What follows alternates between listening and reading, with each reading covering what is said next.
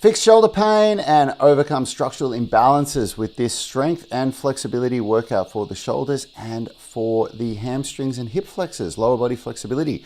So I'm going to be taking you through our phase 2 UMS workout for the upper body in the horizontal push and pull plane. So we're working on chest exercises, so bench pressing and rows. We're also going to be doing some hamstring flexibility as well. So this is my series on revealing some of our UMS workouts. Last week I went through and revealed 3 of our phase 1 UMS workouts. And now we're moving into phase 2, and I'm sharing some of our phase 2 UMS workouts. So in this phase, we're increasing the intensity a little bit by reducing the amount of reps per set, increasing the weight, and also starting to use some barbells instead of just dumbbells with the work that you're going to be doing.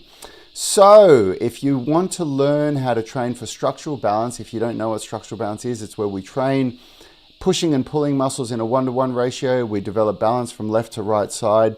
We develop balance between the inner unit of stabilization systems of the joints in the body and the outer unit of prime movers, and also from the upper and lower body, and also balance between strength and flexibility.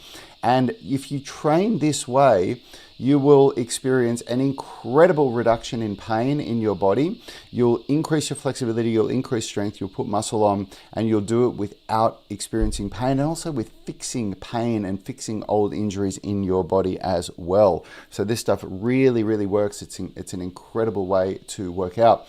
And before we get into it, I'm going to do the boring stuff of the podcast, of the live stream. And I'm going to talk to you guys about what we're offering coming, starting on Boxing Day. So, it's that time of year where everybody wants to start, putting their foot down on their strength and flexibility training, on their health and fitness goals. And we recently, a couple of months ago, we recently increased the prices of our UMS online coaching to $79 a month. And what we decided to do before we did it was we thought, you know what, let's let all of our audience know that this is happening, give them one last chance to get the $49 a month membership. And we made 20 memberships available, and they sold within 6 days.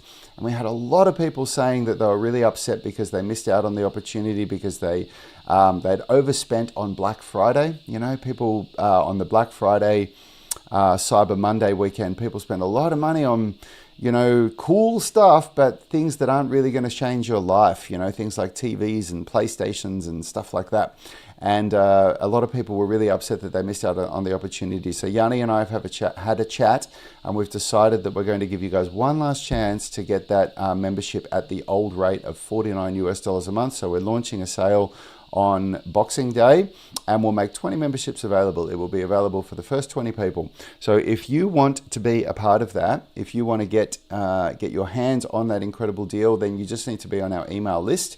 And you're going to want to email my brother, Yanni, at unitygym.com. So that's YANI at unitygym.com, and he'll put you on the list so that you get notified when the deal goes live. And hey, if you're watching this content and you haven't done so yet, and you enjoy what I do, if you enjoy the free content that I put out, please head over to YouTube and subscribe to our channel. It really goes a long way to help us reach more people, tell the algorithm that the content that we're doing is valuable, and tell me that what I'm doing is valuable as well. So let's get into it. Now we are going to be talking about our horizontal push-pull bent arm strength workout for structural balance. So what does horizontal push-pull mean? It means that you're pushing and pulling horizontally on this plane, as opposed to a vertical push-pull workout where you're pushing and pulling like this. A lot of people might call this a shoulders workout and might call this a chest workout. We don't name our workouts that way. We talk about movement patterns, because the truth is the shoulders and chest are both being worked here, and here they're just being worked in very different ratios. And so we wanted to create structural balance. We talk about the movement patterns that you're doing first, okay? And we're also going to be doing some hamstring and hip flexor flexibility in this workout as well. So if you're joining me live, say hi where you're watching from, so that I can give you a shout out and so I know who I'm talking to. Because over here it is 5:35 a.m. It's very early over here in Australia. I do this because I know that we have so many people watching from the United States and over in Europe, and you guys just wouldn't be able to watch this if I was doing it at midday or whenever it was. It just gets too late for you guys. So I get up early to do these live streams so that you guys can join in with me. And Okay, let's get into the workout. So the workout for today, we always start with an upper body warm-up. So the warm-up is always a joint-specific warm-up, which means that if you're doing an upper body workout, it's an upper body-specific warm-up.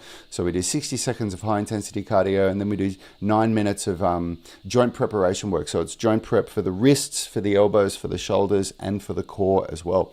Once we've done that, we moved into the primary workout. And the primary workout today, we are doing our first barbell work in the UMS. So we're doing a barbell, a narrow grip barbell bench press.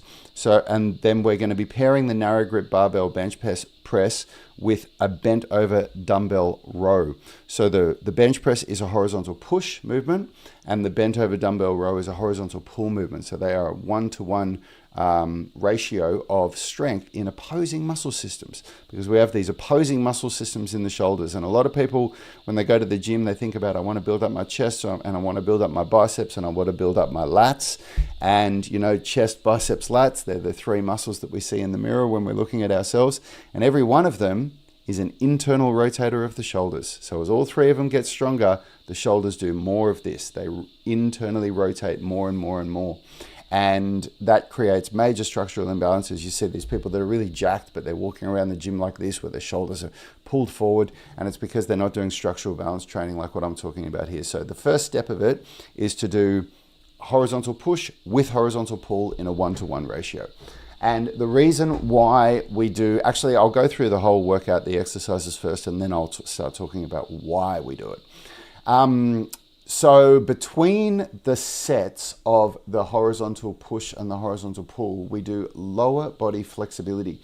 And the truth is, by the time we get to even just phase 2 of the UMS, everybody's workout is customized to their ability, because very few people, when it comes to strength exercises, almost everybody is ready for the next strength exercise that we introduce as each phase progresses. Because with strength training, you just choose the amount of weight that you want to lift based on your current ability. So it's not that the exercise is inherently harder than the previous exercise.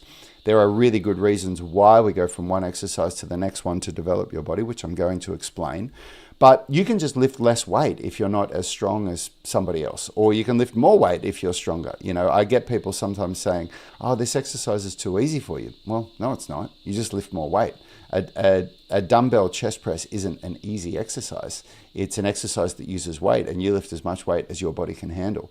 Flexibility is very different. Flexibility training, you absolutely do have to have a certain level of flexibility to be able to progress to the next progression. There would just be no reason to go to the next exercise in the flexibility journey on a specific muscle group if you haven't achieved a certain milestone with the last one. So the exercises that I'm about to describe for flexibility, you would only go straight to these exercises from phase 1 to phase 2 if you had the required level of flexibility. So at this point, you know, everybody starts to get a little bit of customization with their program. But nonetheless, what we do is we introduce Jefferson curl holds here and a pancake lateral flexion. So pancake lateral flexion is where you sit in a pancake and you lean over to the side and you have a small weight and you're pushing the weight out to the side. So you're using end range strength and loaded stretching in the same movement to create incredible flexibility in the hamstrings, the hips, and also down the obliques and down the side of the trunk as well.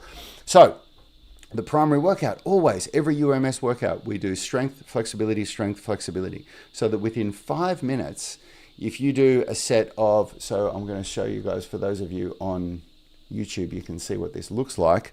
Within 5 minutes, you're doing 2 strength exercises and 2 flexibility exercises. So why does that work so well? Why is it such a great way to train? Because if you compare it to the traditional way of training, so the way that most people that I see train work out, which is where they just do what's called straight sets. So they'll do their bench press and they sit down and they do 5 sets of bench press. So they do a set of bench press and then they rest, who knows how long.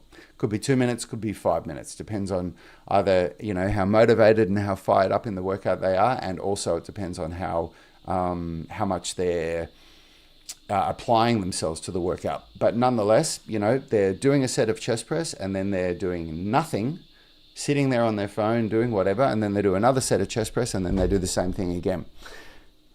One step up from that, so one step being better than just doing straight sets, would be to do alternating sets, where you do alternating exercises. So where you would do chest press, rest for 2 minutes, and then do a bent over row. Rest for 2 minutes, chest press, rest for 2 minutes, bent over row.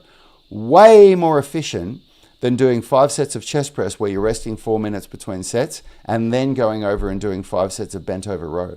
You get the exact same amount of work done, but in half the amount of time. And you are still getting the same amount of rest between muscle group. If you do a set of chest press, rest 2 minutes, set a bent over row, rest 2 minutes, it's going to be about 4.5 minutes, maybe 5 minutes by the time you get back to the chest press. It's the same amount of rest as if you're doing a set of chest press, resting 4.5 minutes or whatever it is before you do another set of chest press. So it's a much more efficient way to do it. But we take it a step further. And the way we do that is that we do flexibility exercises in between those strength training exercises. So you do your chest press, then you do a loaded Jefferson curl hold, then you do a dumbbell bent over row, and then you do a pancake lateral flexion. And for those of you that are watching on YouTube, you can see what this looks like in real time here. You can see the way that we are basically not sitting still and doing nothing at any time in the 5-minute round, except when you finish the last exercise. And the way that we do it, if you don't mess around, if you do your set of bench press, and then you stand up and you do your set of Jefferson curl hold for the hamstrings, and then you stand up again, and then you do your bent over row, and then you go down and you do your pancake lateral flexion. By the time you finish all of that, usually there's about a minute, maybe a minute and a half left at the end of the round to just sit there and do nothing and get ready for the next round.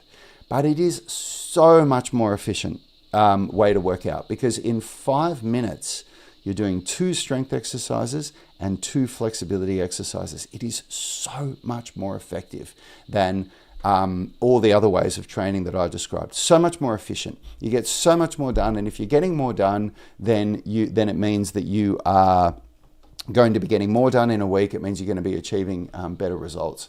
It's such an incredible way to work out. So that's the primary workout, and then we go into the supplementary circuit. So let me remind myself of what's in the supplementary circuit for this one. So for this workout, our supplementary circuit is a standing dumbbell hammer curl, a supine 15-degree incline, neutral grip dumbbell tricep extension. That's a mouthful, isn't it? I'll explain to you why the exercise has that longer description in just a moment. A hanging knee raise and grip pinching on a weight plate.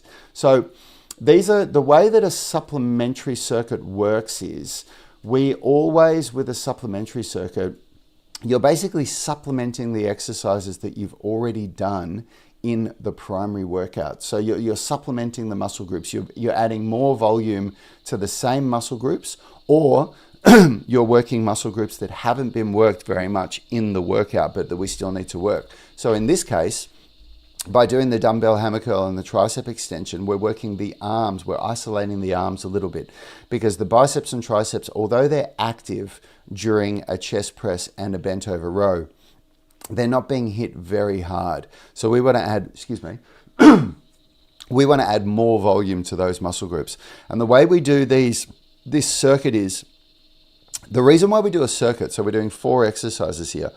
Every one of the exercises in the circuit, none of them train the same muscle groups.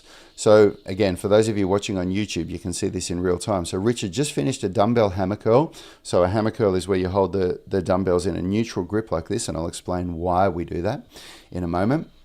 And then he does that for 40 seconds when you're doing a 3-0-1-0 tempo, which means 3-second eccentric, so 3 seconds on the way down as the muscles are lengthening, 0-second pause, 1 second up. So that means 1 rep takes 4 seconds. So in 40 seconds, you can do 10 reps. And then we rest 20 seconds, and the 20-second rest is really just enough time to put the dumbbells down, get ready for your tricep extension, and then go for the tricep extension. While you're working the tricep extension, the biceps aren't being worked at all. They're completely switched off. All of the work is being done by the triceps. So we're allowing the biceps to rest. And then when we move on to the next exercise, the hanging knee raise, this is a completely different muscle group. Now we're doing a core exercise here. So the arms are being relaxed here. The grip is being worked a little bit, but it's a core exercise. And then we finish off by doubling down with some grip training in this workout by doing some weight plate grip pinching. So weight plate grip pinching is where you just grab onto some weight plates and you hold onto them for anywhere between 15 and 30 seconds. And so the reason why we do this as a circuit is, again, it's because of efficiency. If you even just did 2 exercises at once, where you do one exercise, rest for 30 or 40 seconds or a minute, then you do another exercise, rest again, and you keep doing that, still not as efficient as doing a circuit like this. So these whole workouts are about getting as much volume in as you can in as efficient a time as possible. And the whole thing gets done in less than 60 minutes. So we get 5 rounds of the primary workout. So 5 rounds of the chest press, the bent over row, and the 2 hamstring stretches done in 25 minutes. Plus we do a warm-up round as well. So you have to do a warm-up round. You never go, even when you're doing a general warm-up, which is what we do for the workout, we do a general upper body warm-up. You still need to go into a workout specific warm-up. And what that means is that if you're going to bench press 220 pounds, so if you're a strong person and you can do a 220 pound bench press, which is 100 kilograms if you're over here in Australia like me or in Europe, but if you're going to bench press that much weight, you do not go from your shoulder circles and your mobility work straight into benching 100 kilograms. You'd start with 50 kilograms and do 4 reps, and then you do 75 kilograms for 3 reps, then 90 kilograms for 2 reps, and then 100 kilograms for 1 rep. Or if you're thinking in pounds, 110 pounds, 160 pounds, 180 pounds, 200 pounds. And you do that to prepare your nervous system for the work. So that takes time as well. So we factor that into the workout. So that's a 5-minute warm-up round where you just go back and forth between your chest press and your bent over row, just gradually increasing the weight with each set as you incrementally work up towards your working set. Then you do your 5 working rounds. You've done your 10-minute warm-up, 5-minute warm-up round, 5 times 5-minute working rounds. That's 40 minutes now. And then you move over to the supplementary circuit. The supplementary circuit takes 16 minutes because it's 4 exercises, 40 seconds work, 20 seconds rest. And we've got 4 minutes fudge factor, so 4 minutes to change from the primary workout to the supplementary circuit. Whole thing takes 1 hour. And if you're at a big chain gym where you need a little bit more time to go and find the equipment, maybe it takes you 1 hour and 10 minutes. Maybe you do 1 less set and it still takes you 1 hour. But it's a very, very efficient way to get that much volume in. So let's talk about why we do these exercises now. So and before I do, if you're watching and you haven't said hello yet, say hello so I know who's watching and I can wave and say hi back. And if you're watching on YouTube, please subscribe to our YouTube channel, because a huge amount of you guys are watching this content and you're not subscribed, and I put a lot of work into it. And the one thing that you can do to show me that you're grateful is just take a minute to go click and hit that subscribe button. Goes a long way. So let's talk about why we choose these exercises. So phase 2 of the UMS now, we are moving closer towards lifting heavier weights. And in phase 1, we use more dumbbell work, and dumbbells are there to show us if we've got imbalances from left to right side. And it's a good starting point for people as well, because it gets them aware of where those imbalances might be, and it teaches them how to activate those stabilization muscles. And now when we move to a barbell for chest pressing, far less requirement on the inner unit of stabilization muscles like the rotator cuff, far less requirement for them to be working, and a much greater strength potential. But we start with a narrow grip. So that means that the hands are pretty much right next to the shoulders like this when you do a narrow grip bench press. Most people are doing a wide grip bench press when they're doing bench pressing, and we introduce that a little bit later. So why do we start with a narrow grip? That's a great question that you ask. A narrow grip is really, really good for developing flexibility in the shoulder, because when you have a narrower grip, you actually go deeper into shoulder extension. So you get a better stretch in your chest, a better stretch in your biceps, better stretch in your deltoids, and it helps to develop that shoulder extension flexibility at a greater range than with a wide grip barbell bench press. So that's why we start with a narrow grip barbell bench press. The Jefferson curl hold, as I said before, the Jefferson curl hold is a more advanced flexibility exercise. So you wouldn't start with this. So if you're watching this series, take note that I'm showing you the phase 2 UMS workout. This is not the phase 1 workout. This is not where people start with. But what we do generally with flexibility training, with loaded flexibility, we generally start with reps first, because it's quite uncomfortable when you start doing loaded flexibility training. And so when you go right to your end range and you've got weight pulling you deeper into the range, it's really uncomfortable. It's very hard for people to hold there. And so by doing repetitions first, it's much more manageable. You can handle the load. You can handle that feeling of going down into the position, you're going, oh, that sucks, that feels terrible, and then coming back out of it. But now we're moving into holds. So by adding a hold with the Jefferson curl, you're spending more time in the loaded stretch, more flexibility. And then we move into a dumbbell bent over row. So the dumbbell bent over row is a brilliant exercise to help develop scapular retraction and depression. There's not a lot of strength in scapular depression with the bent over dumbbell row, the neutral grip dumbbell row, but it is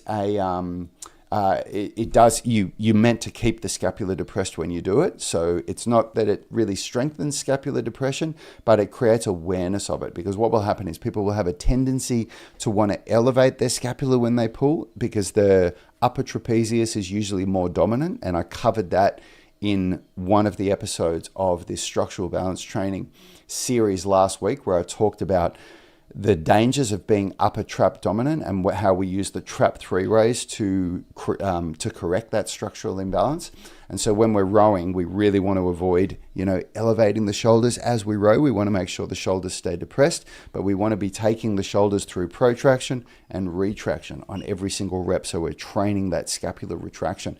That's a major thing that people miss when they're doing rowing exercises. They're not retracting the scapula and protracting it on every rep. So protracting is when the scapula pushes away from the spine. So what it looks like is this is retracted scapula, that's protracted scapula. So when you get to the end of your rep and the arms are straight, you want to protract, and then that puts you into the position where you can start the rep by retracting the scapula and then rowing.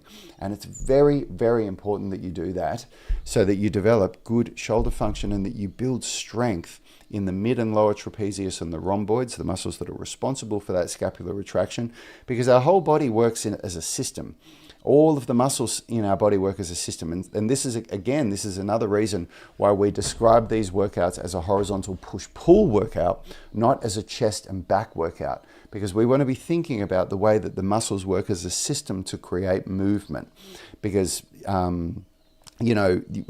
would rather train good quality movement, rather than just training the way that I'm going to look, which is generally what I've seen when people talk about training their muscles. So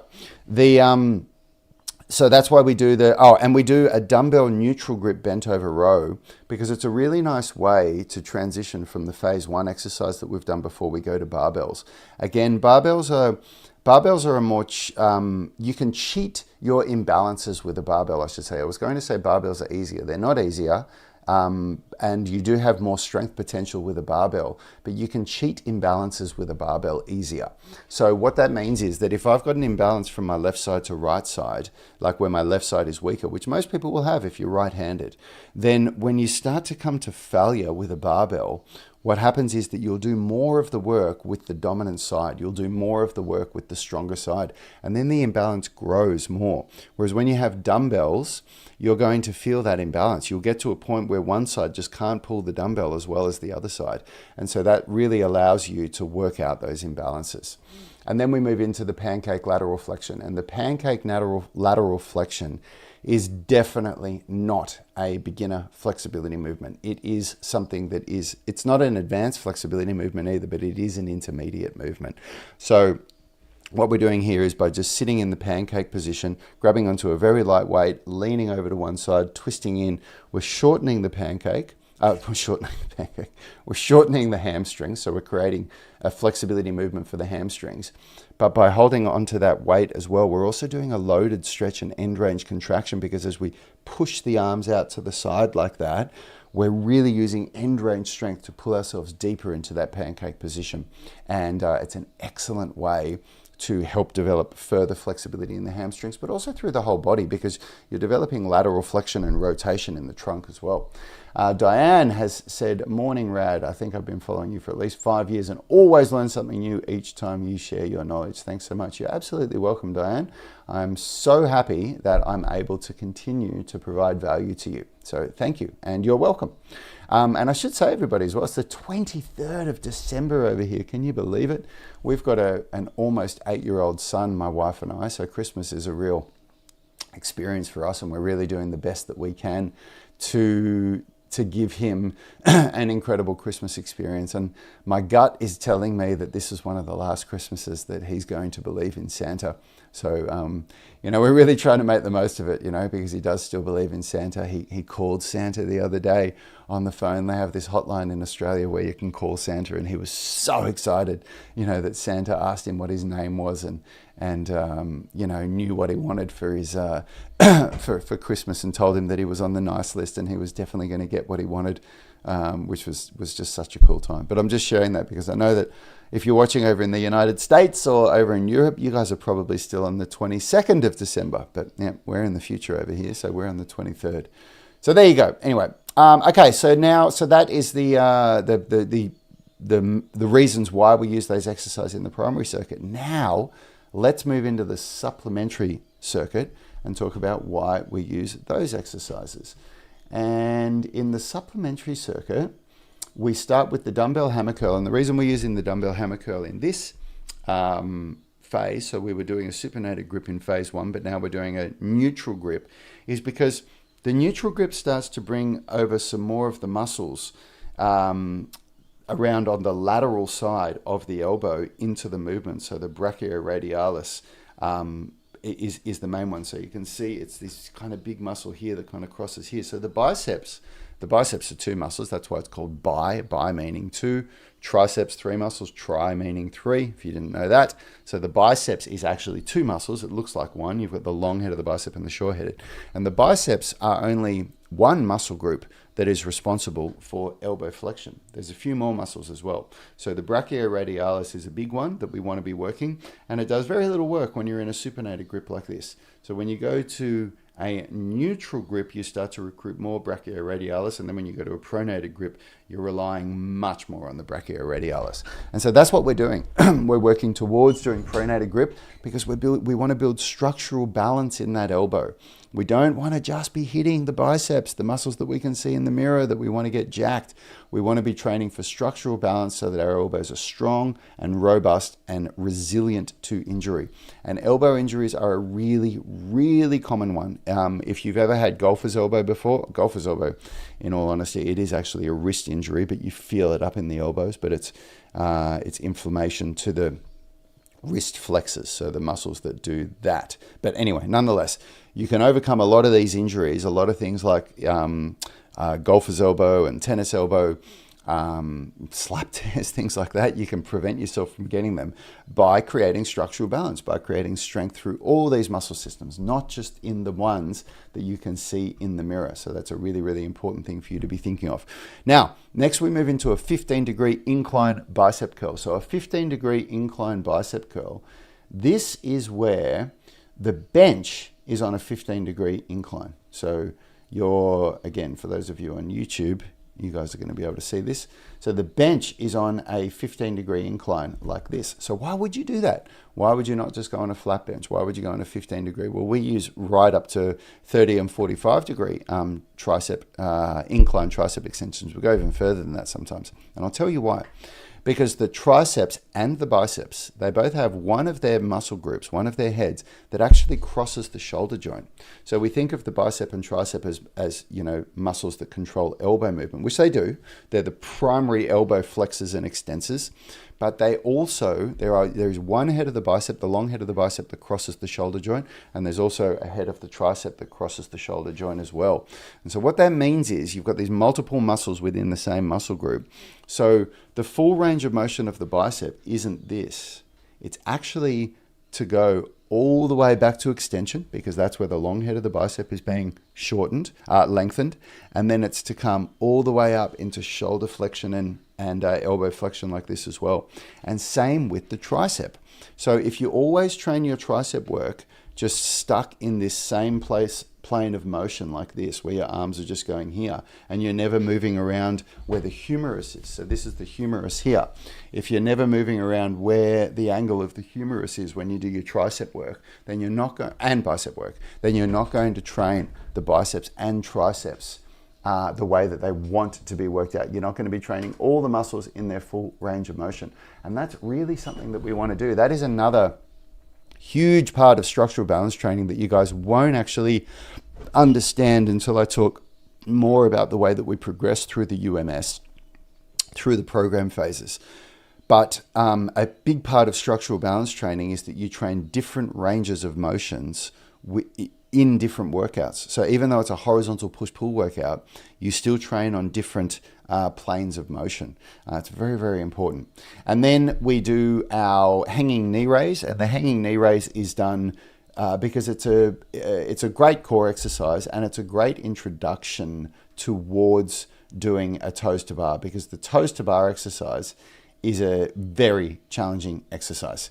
And so by doing a hanging knee raise like this, where you're hanging on a bar and you're just raising your knees up to your chest and then coming back down, it's basically a regression from a toes to bar. And toes to bar is so hard. I've seen some really, really jacked dudes on social media who are doing toes to bar, but they're not doing good toes to bar at all. You see them in CrossFit all the time, where they use kipping, where they kind of swing their body forward, and then as they come back, their toes come up. So that's really dangerous for the shoulders, for starters. I've trained so many people from CrossFit who have just completely blown out their shoulders from all the kipping, because the force that goes onto the shoulder as it's ripped back behind into shoulder flexion, when there's this lateral force that's pushing your shoulders forward as the shoulders are being pulled back into flexion, is so bad for the shoulders. And it's also, what you're doing is you're doing an exercise where,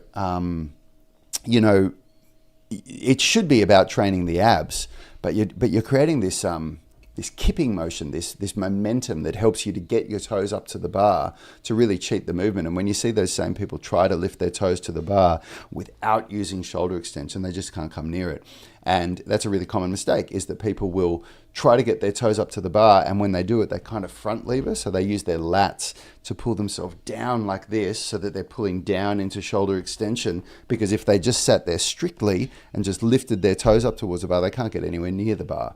And so rather than cheating, rather than using muscles that we really don't want to be using in an ab exercise, like you're doing knee raises, you're doing toes to bar to strengthen your abs and to strengthen your hip flexors. So rather than using our lats to help us with those, with that movement, we can rely 100% on the abs and hip flexors by doing a hanging knee raise.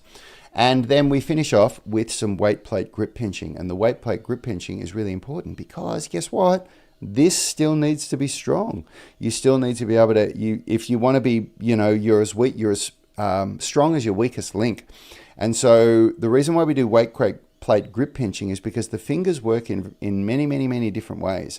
And you'll develop a lot of really good grip strength just from hanging. So any of the hanging exercises that we do in the UMS, and we do heaps of them, we're doing a lot of pull-up work, we're doing hanging in the warm-ups, and we're doing, in this same workout, we're doing hanging knee raises. So you are working your grip, but you're working what's called grip crushing. So it's the ability to crush your hands like this, which is an important part of grip training. But there's another part of grip training that's really important, and that's called grip pinching, because we also need to be strong like this. Strong like that is different to strong like that.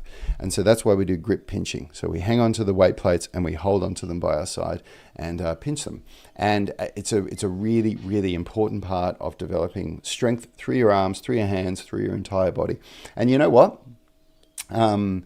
If you've ever spoken to a physical therapist or a good chiropractor or people that understand this stuff, they actually use grip strength as an indicator of life expectancy in senior citizens.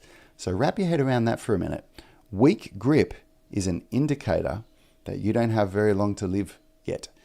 Because what we're learning more and more is that when you have a weak body, weakness equals less less life expectancy. I'm thinking of saying the word morbidity, but I can't remember exactly if morbidity is the right word to use in this context. But the weaker you are, the less likely you are to live longer. And in senior citizens, they use grip strength as an indicator for how long they're going to be living. So think about that. And another really interesting point is that in very, very different modalities of training, so in gymnastics and in powerlifting and in weightlifting, maybe not powerlifting, but definitely gymnastics and weightlifting, elite coaches both have found that an increase in grip strength and an increase in core strength will increase your performance in everything that you do. So if you get stronger grip, stronger core, you're going to be stronger in anything. And weightlifting coaches, Olympic weightlifting coaches and Olympic gymnastics coaches have found that those two things are correct in their athletes. So it makes sense to get a really strong grip, which is why we do it. Piskatov is saying, hello, brilliant stream, sending love from Europe. Awesome. Where are you in Europe? I'd love to know. I hope I've said your name correctly as well. And Moralius Media is saying, hello, Rad. My leg falls asleep if I sit down for too long. Will hip flexibility training help?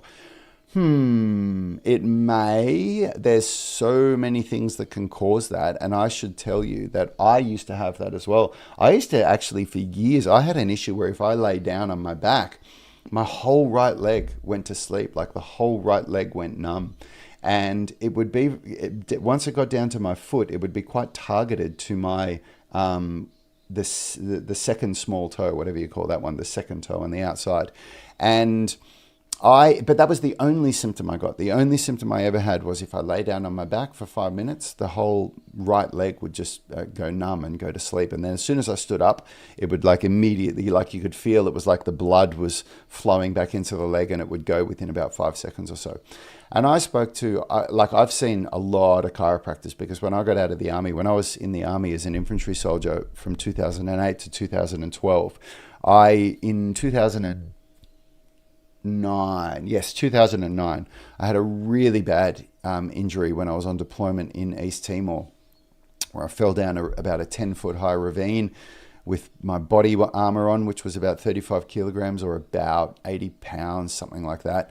My helmet, my rifle, all my ammunition, everything. I reckon I would have had close to 50 kilograms of weight on me, which would have been, it's about 110 pounds, I think. And I fractured my spine. I hit the deck, bang, oh God almighty crack, suffered something called a bilateral pars fracture. And then over the years, that developed into something called spondylolisthesis and spondylosis in L4 and L5.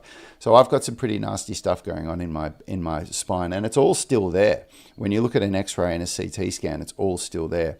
I've actually had to go through a process recently of revisiting these injuries that I had in the military so that I can get, my chiropractic and my physio treatments paid for, which I don't have to do very often, but I don't really want to have to pay for it out of my own pocket, considering that it was an injury that happened in the army.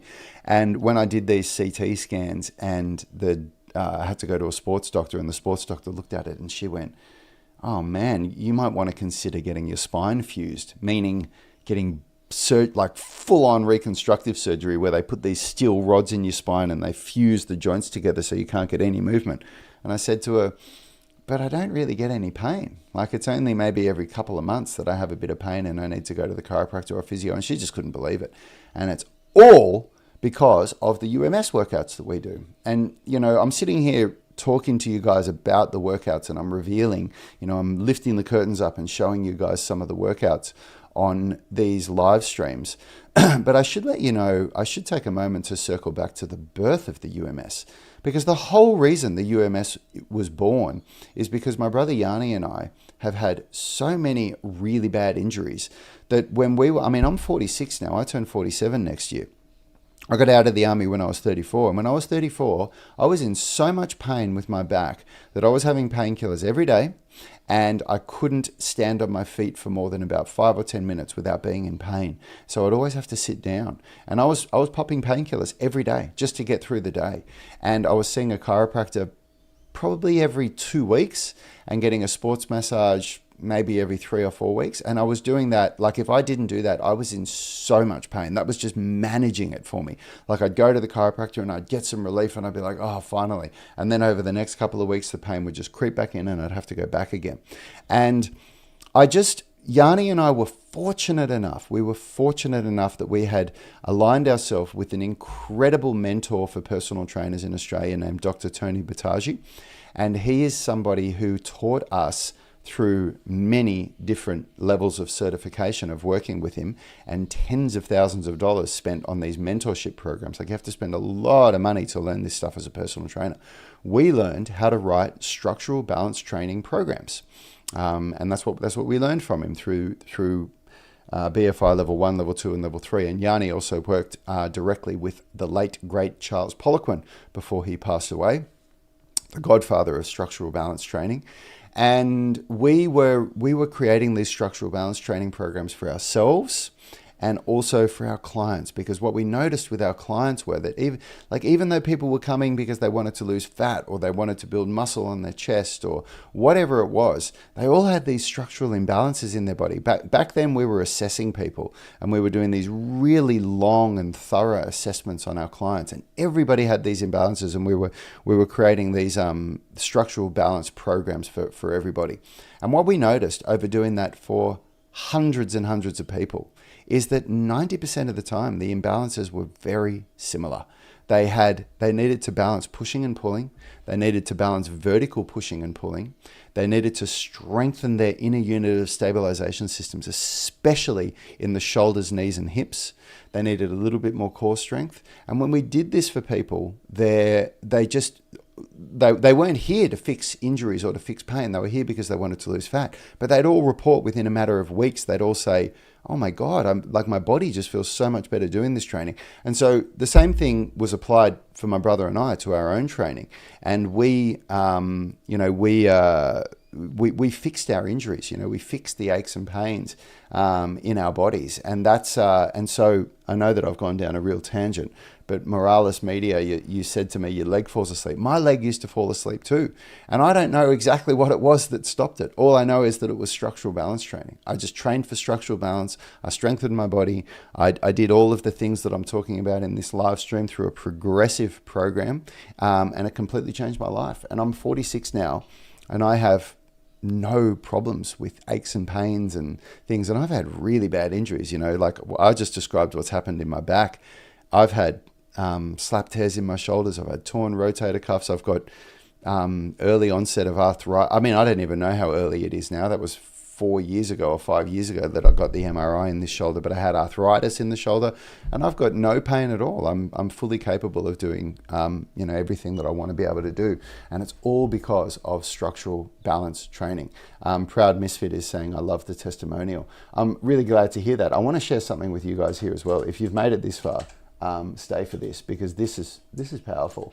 We get Google reviews from our members periodically when they have a breakthrough. Whenever somebody has a breakthrough, I say, hey, do you think you'd want to share that? And this is our 321st Google review. We've got 321 now with a 5-star average rating. But listen to Philip, and I asked him to share this because he just shared with me that he just did his first pull-ups ever in his life. And he is doing chest to bar pull-ups. You should see these pull-ups that he posted. They are the real deal. They're not, he's not messing around and barely getting his chin above his bar, above the bar. He's getting full chest to bar pull-ups, and I think I can find them here. If I just look, where are they? Where is my forum?